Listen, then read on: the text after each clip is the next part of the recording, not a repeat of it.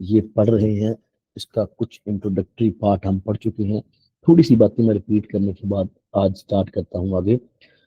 हमने training principles के हवाले से बात की, ये बड़े अहम होते हैं और इनका बड़ा अहम किरदार है हमारी स्पोर्ट्स साइंसेज की दुनिया में। और ये इनको फॉलो करना बेहद ज़रूरी है। अगर देखा जाए तो ये सादा और सिंपल सी बातें हैं। ये वही बातें हैं जिनको आप जानते हैं ऑलरेडी। ठीक है। मतलब मैं अगर आपसे ये कहूँ कि आपने जब खाना खाना है उससे पहले हाथ धोने हैं, ठीक है, तो आप उसको डिनाई नहीं करेंगे।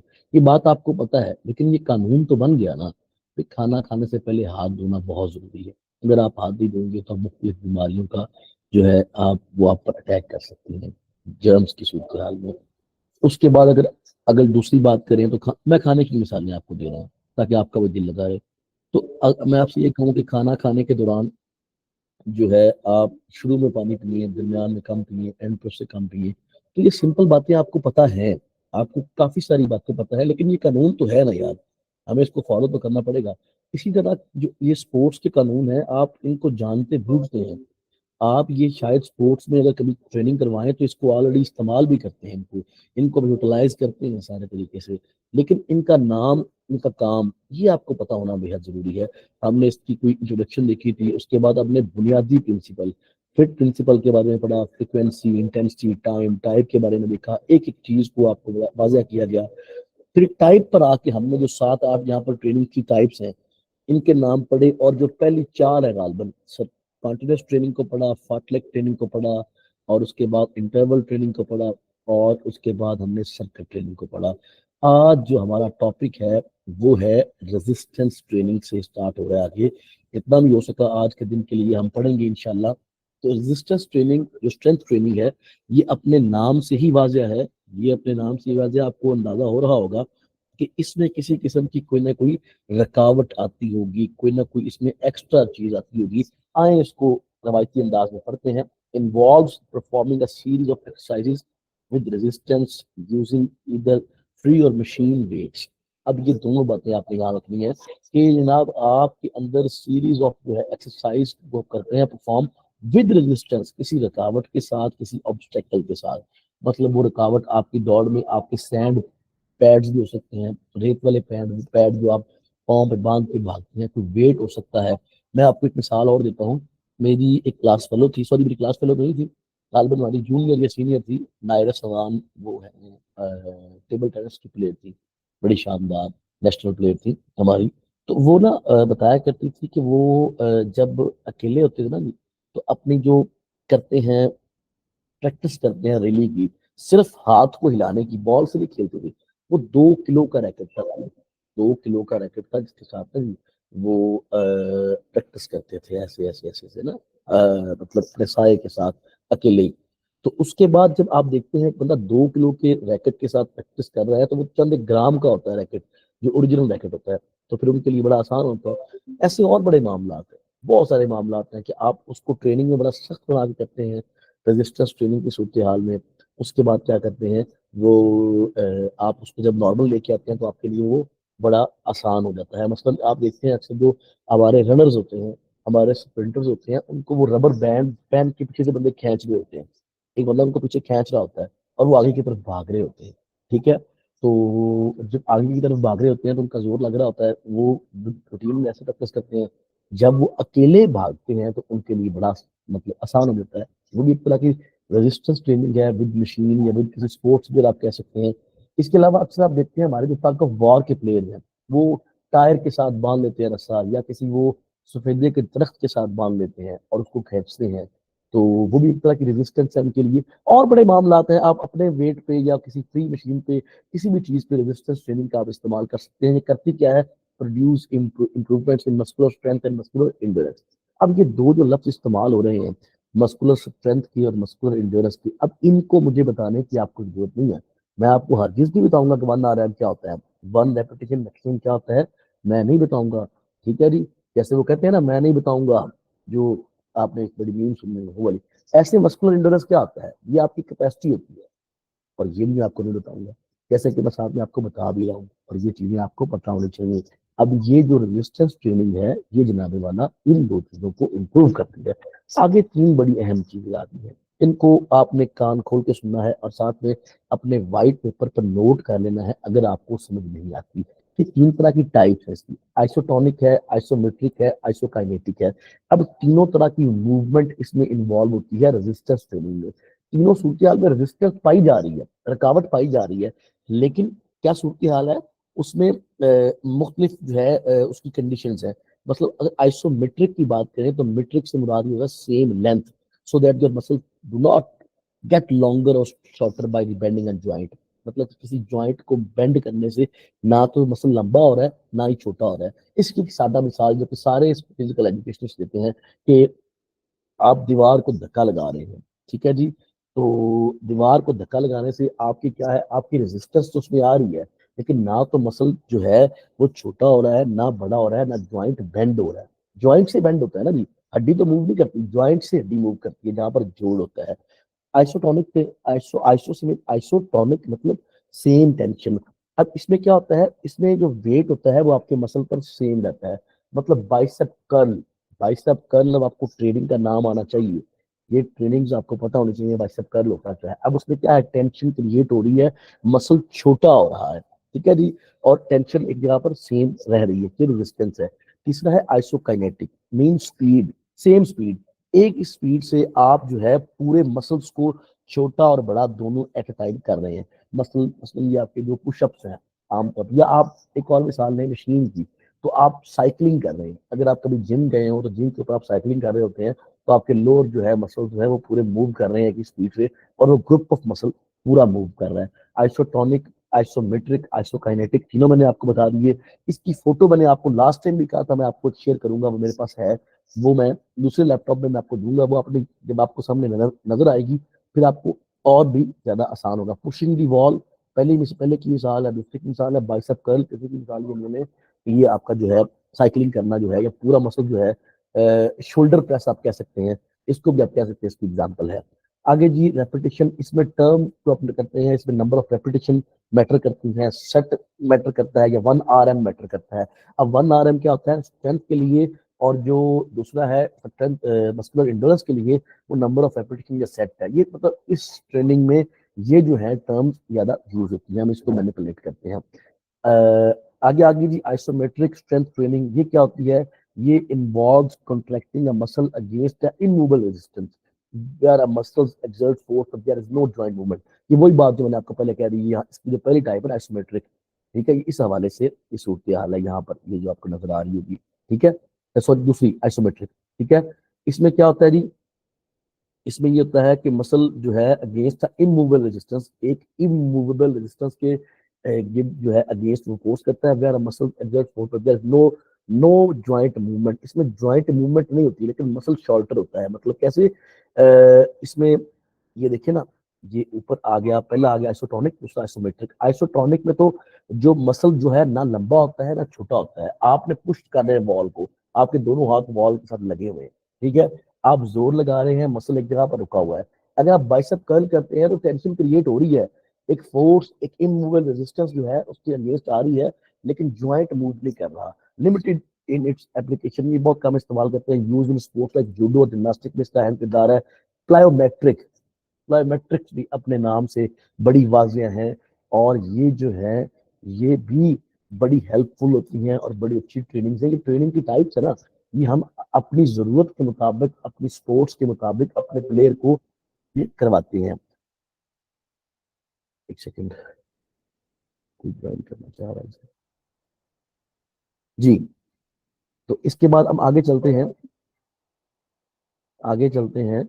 तो ये है जनाब a very specialised form of power training. Power training क्या होती है, इसमें एक्सप्लोसिव चीजें हो, स्पीड हो, झटका हो, रैपिड इसेंट्रिक कॉन्ट्रैक्शन। अब इसेंट्रिक और सेंट्रिक क्या होती है, ये भी कॉन्सेंट्रिक क्या होती है, ये भी डिटेल आपको बताई जाएगी। इसमें क्या है जी, मसल लेंथन होता है इसेंट्रिक में, और कॉन्सेंट्रिक में मसल शॉर्टर होता है, मतलब ऊपर नीचे। इसकी जंपिंग जितनी भी एक्सरसाइज है, जंप में जिसमें जंप इन्वॉल्व होता है, उसको सादा अल्फाज में प्लायोमेट्रिक बोलते हैं। याद रखने की हद तक आपको ये बात पता होनी चाहिए, इसमें रैपिड जो है मसल छोटा और बड़ा मुसलसल होता रहता है, ठीक है जी। आगे आए जी, एच है जी, आप जो आगे वाली है वेट ट्रेनिंग है, इसके बारे में आप बड़े अच्छे तरीके से जानते हैं।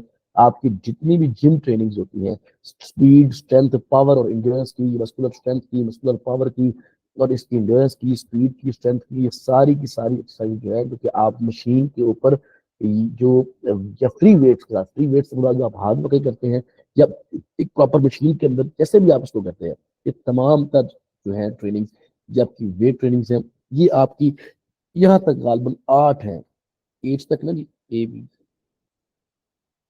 ये 8 एक्सरसाइज अब तक आपने यहाँ पर पढ़ी है, sorry 8 types of training, exercise नहीं कहेंगे हम, इसे कहेंगे 8 टाइप्स ऑफ ट्रेनिंग्स आपको यहाँ पर समझा दी गई है, आपको पढ़ा दी गई है। उम्मीद है कि सारी की सारी आपको पता होंगी। हम इसको दोबारा गिनते हैं, सर्किट ट्रेनिंग है, उसमें कंटिन्यूस ट्रेनिंग है, फाटलक ट्रेनिंग है, इंटरवल ट्रेनिंग है, रेजिस्टेंस ट्रेनिंग है, प्लायोमेट्रिक ट्रेनिंग है, आपकी वेट ट्रेनिंग है, आपकी आइसोमेट्रिक स्ट्रेंथ ट्रेनिंग है। ये वाली ट्रेनिंग्स हैं जो कि आपको यहाँ पर साइंटिफिक कोचिंग में पढ़ाई जा चुकी हैं। अब सबके फायदे बता दिए, सबका कैसे क्या होता है वो आपको बता दिए, और किस काम के लिए इसको इस्तेमाल करते हैं। आपसे गुजारिश है इसको अच्छे तरीके से पढ़ लें।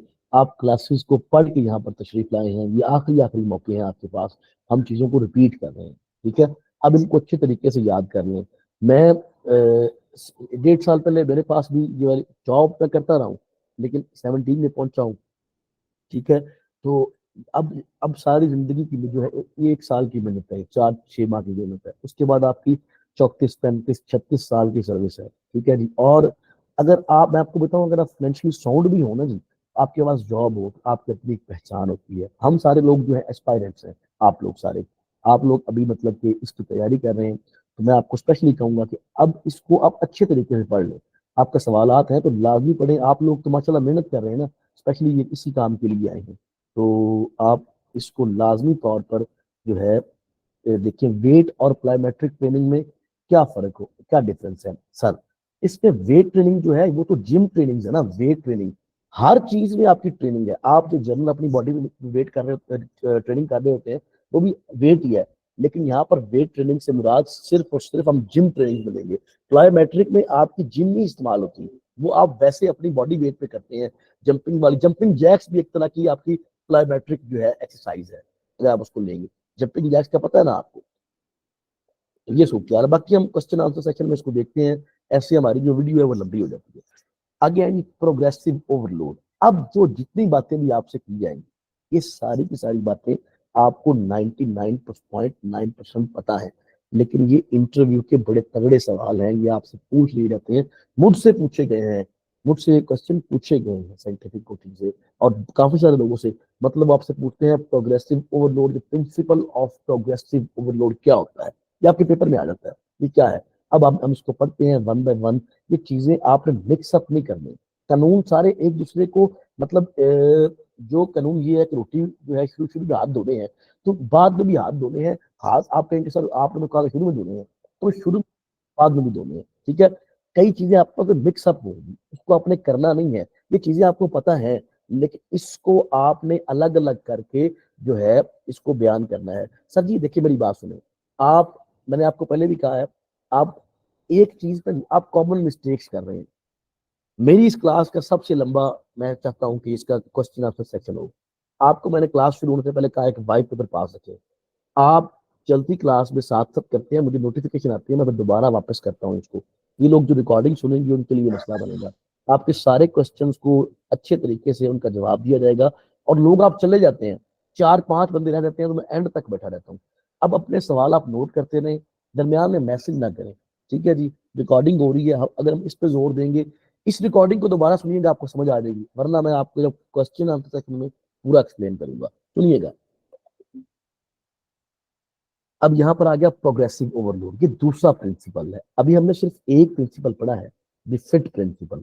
दूसरा प्रोग्रेसिव ओवरलोड है, उसमें हमने टाइप में आके सारी टाइप की पढ़ ली, वो अलग से टॉपिक बनता है वैसे, कि आप 8 जो है ट्रेनिंग की टाइप या 9 जितनी भी आप पढ़ना चाहेंगे रूटीन में, वो आपको पढ़ाई जाए, लेकिन हमने इसको मर्ज किया है इसमें।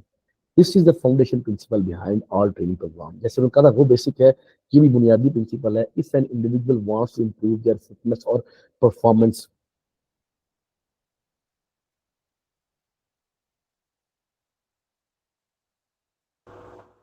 this is the foundation principle behind all training programmes if an individual, एक सेकंड, मुझे कॉल बड़ी जरूरी आ रही है, काइंडली वेट कीजिएगा। ऑफिस से कॉल आ रही है, सुनना बहुत जरूरी है। जी अस्सलाम वालेकुम।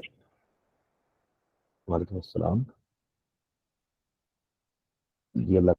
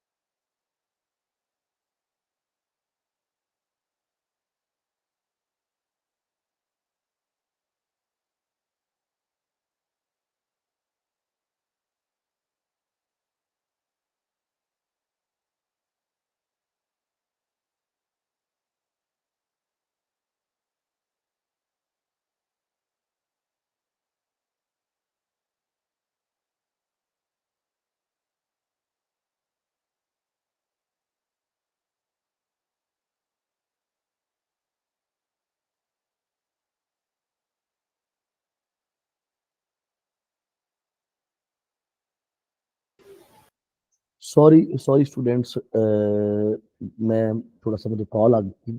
ठीक है, तो आप इंशाल्लाह मैं आपको सारे क्वेश्चन के जो है आंसर आपको बताऊंगा एट द एंड, इस तरह जो है हमारी लंबी ना हो जाए। अब सुनिएगा, प्रोग्रेसिव ओवरलोड क्या होता है, अपने नाम से वाजह है। प्रोग्रेसिव ओवरलोड अपने नाम से ही वाजह है कि इसमें if an individual wants to improve their fitness और performance, they must exercise at intensity greater than his और हर एग्जिस्टिंग कैपेसिटी। जो उसकी एग्जिस्टिंग कैपेसिटी है, जो उसकी मौके की कैपेसिटी है, मतलब अब यहाँ हमें समझ कैसे आएगी उसकी मौके की जो है मौजूदा कैपेसिटी कितनी है। हम उसका टेस्ट लेंगे। जिस चीज की भी हमने उसकी ट्रेनिंग करवानी है, पावर की करवानी है, स्पीड की करवानी है, agility, कोऑर्डिनेशन, जिस चीज की भी करवानी है हम उसका लेंगे टेस्ट। वहां से हमें उसका अंदाजा होगा कि करंट पोजीशन क्या है। अगर लेट्स सपोज हमने उसकी अपर बॉडी की स्ट्रेंथ इंप्रूव करनी है और मौके पर अभी वो 5 पुलअप्स लगा रहा है, इसका मतलब है वो 6 या 7 लगाएगा तो उसके अंदर कोई परफॉर्मेंस आएगी। वो 5 चाहे 5 महीने भी लगाता रहे तो वो इम्प्रूव नहीं हो सकेगा। If the training load exceeds the load to which the body is accustomed, the body will adapt and make improvements। अब देखिएगा, अगर आपकी जो ट्रेनिंग लोड है वो आपकी बॉडी कस्टमाइज कर लेती है, कस्टमाइज से मुराद कि उसको अचीव कर लेती है, the body will adapt and make improvement. तो बॉडी जो है उसको अडेप्ट करेगी और उसमें इम्प्रूवमेंट लेके आएगी, अगर वो प्रोग्रेसिव लोड को वो कस्टमाइज करती है, उसको लेती है। ठीक है जी। तो आगे चलें जी। The body can't adapt overnight to increase demands. ठीक है जी। If can only adapt gradually it can only adapt gradually और प्रोग्रेसिवली। सुनिएगा, ये बात बड़ी अहम है। बाकी काम थोड़ी जल्दबाजी करते हैं जो कि आपको इंजरी या टाइटनेस की तरफ लेके जाती है। ठीक है, आप प्री मेच्योर बर्न आउट हो जाते हैं। इसलिए ये सूरत हाल है कि बॉडी ओवरनाइट कोई चेंज जो है वो बर्दाश्त नहीं करती। अगर आप अपनी जो डिमांड्स है उसको बढ़ा देंगे तो वो ये गलत है। रूल ये बोलता है कि प्रोग्रेसिव ओवरलोड हो, एक तरतीब से आप उसके ऊपर वजन डालें। ठीक है जी। ये तब हो सकता है जब हम उसको ग्रेजुअली या प्रोग्रेसिवली एक तरतीब से लेके चलेंगे। एक्सरसाइजिंग टू हार्ड और too soon can lead to injury, over tightness and premature burnout. अगर आप ज्यादा एक्सरसाइज करवाएंगे तो उसके मामला ये आपके सामने है कि आपके ये सूरत होगी। Also, the training program must get harder and harder, increase in intensity as your skill and fitness level get better and better. You will plateau and stop improving। जैसे ही मतलब कि जो सूरत हाल है आप अच्छे से अच्छे की तरफ जाते हैं, ये बड़ी अहम बात है। आम लोगों को ये बात समझ नहीं आती। ठीक है, प्रोग्रेसिव ओवरलोड की बात यहाँ पर समझ नहीं आती। इसमें कुछ चीजें हैं बारीकी वाली, अब गौर से समझिएगा। थोड़ी सी मेहनत तलब बात है। लिखने में तो ये आम सी बात है, लेकिन ये सुनने में बड़ी बात है। अब आप देखिएगा, आपने एक बंदे का टेस्ट लिया, 100 मीटर स्प्रिंट का, 100 मीटर स्प्रिंट का आपने ले लिया टेस्ट, आप महसूस करते हैं कि वो 14 सेकंड में 100 मीटर लगा रहा है या लगा रही है, ठीक है। आप उसको ट्रेनिंग करवाते हैं स्पीड की, पावर की, एजिलिटी की, बैलेंस की, कोऑर्डिनेशन की, कार्डियोवास्कुलर फिटनेस की, स्ट्रेंथ की, सारी करवा के उसको फिट कर देते हैं। 1 महीने बाद आप उसका टेस्ट लेते हैं, वो जनाब वही एक्सरसाइज 13 सेकंड से कर लेती है 100 मीटर जो है। आप बड़े हैरान होते हैं जनाब, 30 दिन की मेहनत है जनाब, देखें बंदे ने जनाब जो है 30-13 सेकंड में, आप 2 महीने और लगाते हैं, 3 माह बाद आप उसका टेस्ट करते हैं प्रॉपर तरीके से, आप उसका प्री सीजन ऑफ कोर्स सारा करते हैं, करने के बाद देखते हैं वो 12 सेकंड में आ जाती है। टोटल आपकी 4 माह की ट्रेनिंग और बंदा जो है 14 से 12 सेकंड में आ गया। जैसे ही आप 11 सेकंड से नीचे आएंगे ना जी, जैसे ही आप 11 सेकंड से नीचे आएंगे, जो आपकी इम्प्रूवमेंट है वो रुक जाएगी। आपको बहुत ज्यादा मेहनत कर, अब ये एक रूल है ना, इसको हमें समझना है। देखिए, आज आप पहले दिन ही अगर आप बॉलिंग करवाएं ना, अगर आप क्रिकेटर के हिसाब में आप 145 करवा रहे हैं, लेट्स सपोज, आपको बड़ी ट्रेनिंग करवाई जाती है, पावर की, आपका बाजू मजबूत किया जाता है, जिम ट्रेनिंग करवाते हैं, आपको फ्री ट्रेनिंग करवाते हैं, वेट ट्रेनिंग करवाते हैं, रेजिस्टेंस ट्रेनिंग करवाते हैं, आप 150 पे आ जाएंगे 2-3 माह में, लेट्स सपोज। जो अगले एक एक पॉइंट है ना जी, वो साल मांगते हैं। यूसेन बोल्ट बनना आसान नहीं है। अगर लेट्स सपोज, अगर आप पहले दिन, अब मैं किसी एलीट एथलीट की बात करते हैं, वो 9.98 कर रहा है, ठीक है जी, 100 मीटर, 9.98, 98 ठीक है जी। तो आप उसको एक साल ट्रेनिंग करवाएंगे ना, सिर्फ 10 पॉइंट कम होंगे। जिस तरह जैसे जैसे आप परफेक्शन की तरफ जाते हैं ना, वैसे वैसे आपकी इंप्रूवमेंट कम हो जाती है, तो ये परेशान नहीं होना, ठीक है। इसमें जो है आप अपनी स्किल को बेहतर कर रहे होते हैं, as your skill and fitness level get better and better. जैसे आपकी स्किल और फिटनेस बेटर और बेटर होती जाएगी ना, आप मजबूत हो रहे हैं, फिट हो रहे हैं। मतलब मेरा वेट, मैं ओवर वेट हूँ, सपोज, तीसरी मिसाल हम ये ले लेते हैं, पहले हमने मिसाल स्प्रिंटर की ली, फिर हमने ली बॉलर की ली, फिर हम एक ओवर वेट बंदे की बात करते हैं। आपका 100 किलो वजन है, आपके पहले 10-15 किलो बहुत जल्दी गिरेगा वजन, ठीक है। वेट लॉस कर रहे हैं, आप ट्रेनिंग कर रहे हैं, फिर एक वक्त आएगा आपका रुक जाता है, ठीक है। तो उस बात पे परेशान नहीं होना, आप उसके इर्द आपकी स्किल भी अच्छी हो रही है, आप हेल्दी भी हो रहे हैं, आप फिट भी हो रहे हैं, ठीक है। लेकिन वो अब उसमें आके आपको बहुत ज्यादा मेहनत की जरूरत पड़ती है, वहां पर जो लोड है उस तरीके से उसको अपनी तरतीब से बढ़ाया जाता है वहां। वो आपको समझ रहे हैं ना जी, ये एक लाइन इसको समझाने के लिए कि जैसे आप जितना परफेक्शन के करीब जाते हैं, उतना फिर आप में जो है इंप्रूवमेंट कम आना शुरू हो जाती है। ये प्रोग्रेसिव डेवलपमेंट का हिस्सा है। आपने 3-4 बातें सुनी कि ओवरनाइट जो है चेंज नहीं आता, एक तरतीब से करना पड़ता है, और जहां आपकी कैपेसिटी है उससे ज्यादा उसके ऊपर लोड डालेंगे, फिर ही आपका कोई फायदा मुमकिन है हो सके, ठीक है जी। इंडिविजुअल डिफरेंसेस, ये बड़ी अहम बात है। अब बंदे का बंदे से फर्क होता है, ठीक है जी। Each individual has a unique anatomy, physiology, psychology and history. हर एक बंदे की अपनी एक तारीख है, उसकी अपने मामलात हैं, उसकी अपनी जहनीत है, उसके अपने फंक्शंस की बात है, उसकी अपनी एनाटॉमी है। मैन टू मैन वेरी करता है ना जी। Athletes have different training responses to same training programme. एक ही जगह पर खड़े हुए बंदे, एक ही लाइन पे खड़े हुए, मैं उनको एक तरह की ट्रेनिंग करवाता हूँ, हर किसी का रिजल्ट अलग अलग होगा, क्योंकि उसकी एनाटॉमी अलग अलग है, उसकी बॉडी टाइप अलग है। वो मिजोमॉर्फिक है, एक्टोमॉर्फिक है, एंडोमॉर्फिक है। अब ये तीनों चीजें आपको पता है, दोबारा नहीं बताई जाएंगी, आपको रिकॉर्डेड लेक्चर में पता है ना चीजों के लिए, कि एंडोमॉर्फिक, मिजोमॉर्फिक और एक्टोमॉर्फिक क्या होते हैं। बॉडी शेप का मसला है उसका, उसके हिस्ट्री पीछे मसला है, फिलहाल तो फिट है, लेकिन किसी दौर में उसकी टांग टूटी हुई थी, ठीक है, मसल स्टिप्स है, और बड़ी प्रॉब्लम्स है। ये इंडिविजुअल डिफरेंसेस बड़े मैटर करते हैं। यहाँ पर लिखा हुआ है जेनेटिक्स का फर्क होता है, हार्ट साइज का मसला है, फर्क है, फाइबर टाइप का है, ज्वाइंट फ्लेक्सिबिलिटी का है, फिटनेस लेवल का है, मसल मास का है, फैट डिस्ट्रीब्यूशन का है, ठीक है जी। ये सामने एक स्लाइड खुली हुई है, ये फैक्टर अफेक्ट करते हैं उसके ऊपर, तो ये सिंपल सी बात है, इसमें लंबी चौड़ी मामला नहीं। अडेप्टेशन चौथा, अडेप्टेशन क्या था, प्रिंसिपल ऑफ अडेप्टेशन क्या है, सुनिएगा।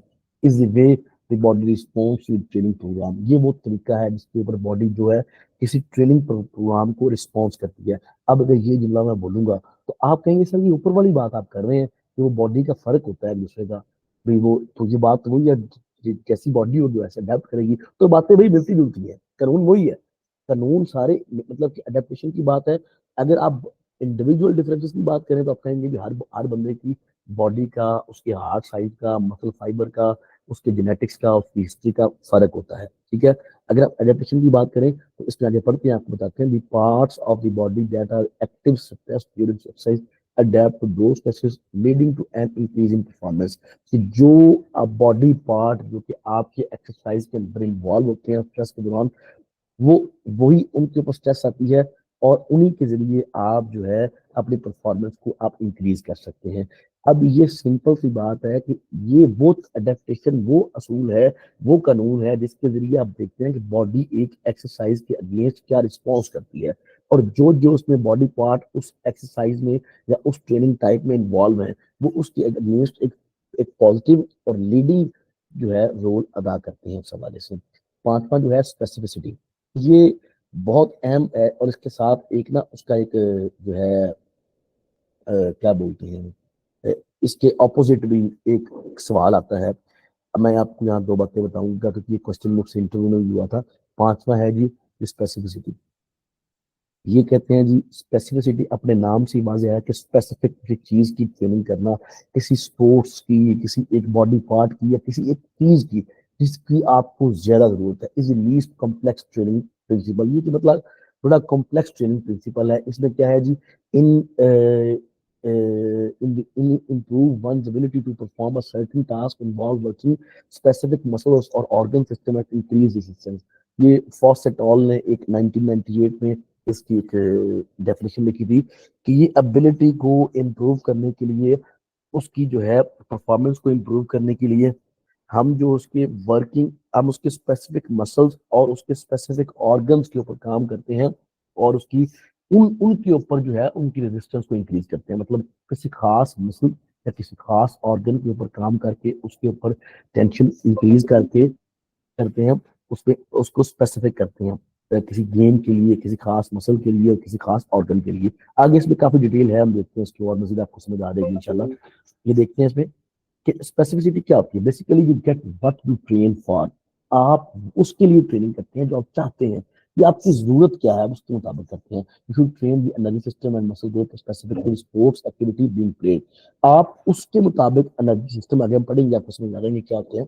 आप उसके मुताबिक एनर्जी सिस्टम सेट करेंगे, उसके मुताबिक आप मसल ग्रुप को स्पेसिफिक स्पोर्ट्स देखेंगे कि अगर हमने लेट्स सपोज लोअर बॉडी की जो है जो मामलात हैं उनको बेहतर करना है, तो आप लोअर बॉडी के हवाले से उसकी जो है करवाएंगे, क्या कहते हैं, एक्सरसाइज करवाएंगे, और उसको उस तरह का जो है उसकी एक्टिविटी करवाएंगे, उस तरह की एक्सरसाइज करवाएंगे, उस तरह का एनर्जी सिस्टम साथ लेके चलेंगे। This means you must first decide what you want to improve. इसका मतलब है कि पहले आपने ये डिसाइड करना है कि आपने इम्प्रूव क्या करना है, और उसके बाद उसके लिए सूटेबल एक्सरसाइज जो है वो इम्प्रूव करनी है। आप एक पेज पे लिखेंगे कि भाई जान इसका प्री टेस्ट किया गया, स्वॉट एनालिसिस किया गया, ये चीजें इसकी कम थी, हमने इस चीजों को इम्प्रूव करना है।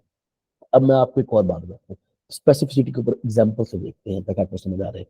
आपका जो है क्रिकेटर है, अब वो रन आउट हो जाता है बार बार, उसकी दौड़ का मसला है, वो 3 रन नहीं लेता। आप क्या करेंगे? आप उसको कौन सी ट्रेनिंग करवाएंगे? स्पीड की तो करवाएंगे, स्पीड की आपको पता है कौन सी है, लेकिन स्पोर्ट स्पेसिफिक क्या है? अक्सर लोग बेवकूफ होते हैं लोकल लेवल पे, वो क्रिकेटर को 3-3 4-4 किलोमीटर की जो है दौड़ लगवा देते हैं, 5 चक्कर लगा देंगे ट्रैक के। अब 5 चक्कर एक क्रिकेटर के बनते ही नहीं है। उसकी फील्डिंग पोजीशन आप देखें, एक बंदे से दूसरे बंदे का फासला कितना होता है? 20 मीटर का, 30 मीटर का, 35 मीटर का, इससे ज्यादा नहीं होता मैक्सिमम उसका फील्डिंग एरिया होता है। और 22 यार्ड्स की जो है उसकी जो है 22 गज की उसकी जो है पिच जिसके लिए वो फील्ड है। अब उसकी दो तरह की रनिंग है, उसने लंबा नहीं दौड़ना, उसने दौड़ना है तो 22 यार्ड दौड़ना है या 20 से 30 मीटर दौड़ना है, इससे ज्यादा लंबा एक तक दौड़ता ही नहीं है। ठीक है, अब उसको क्या जरूरत है वो 10 चक्कर लगाए? हाँ, उसकी आप कार्डियोवास्कुलर एंड्योरेंस को आप उसको इंप्रूव करें, लेकिन स्पीड को स्पोर्ट स्पेसिफिक करें। आप वो रन आउट हो रहा है बार बार, ठीक है जी, या बॉलर है उसके सीधा भागा नहीं जा रहा, जितना अच्छा भागते हैं उतनी आपकी स्पीड और लेंथ सही रहती है। अब आप क्या करेंगे इसको जनाब, आप दो कोण लगाएंगे, 22 यार्ड की जो होती है जनाब आपकी पिच होती है। आप ऐसा करेंगे, आप एक एक यार्ड एक्स्ट्रा कर देंगे, घूम के आना पड़ता है। कि आपको पता है ऊपर भी आपने लिखा है प्रोग्रेसिव क्या होता है, ओवरलोड। एक तरीके से आप उसको बढ़ाते हैं थोड़ा थोड़ा।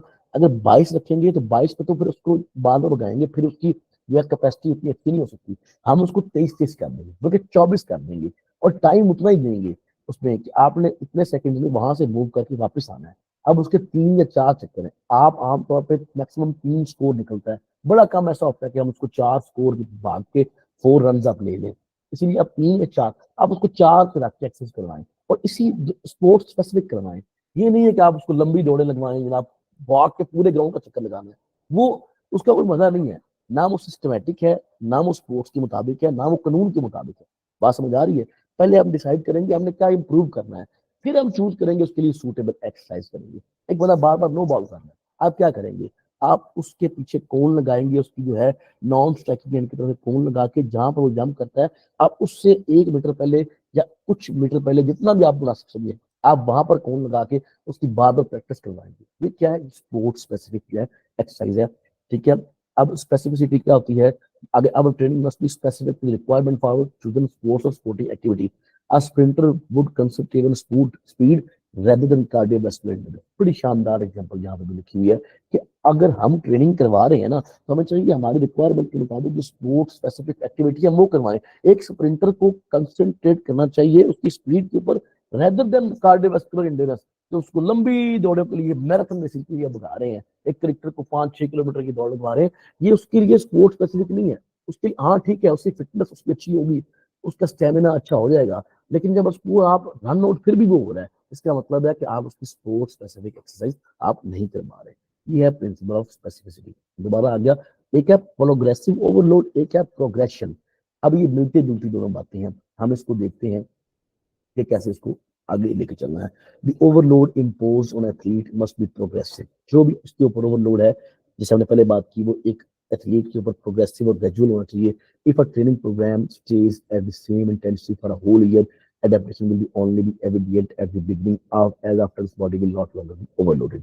ये वही बात रिपीट की गई है प्रोग्रेशन और प्रोग्रेसिव ओवरलोड वाली, कि अगर पूरा साल ही उसको एक मखसूस जो है इंटेंसिटी पर जो है ट्रेनिंग करवाई जाए, तो शुरू शुरू में तो वो कोई अडेप्टेशन लेगा, कुछ चेंजिंग आएंगी, बाद में उसमें कोई तब्दीली नहीं आएगी। आगे इसकी बात क्या चल रही है? If we increase the amount of training we do must increase stress on our body.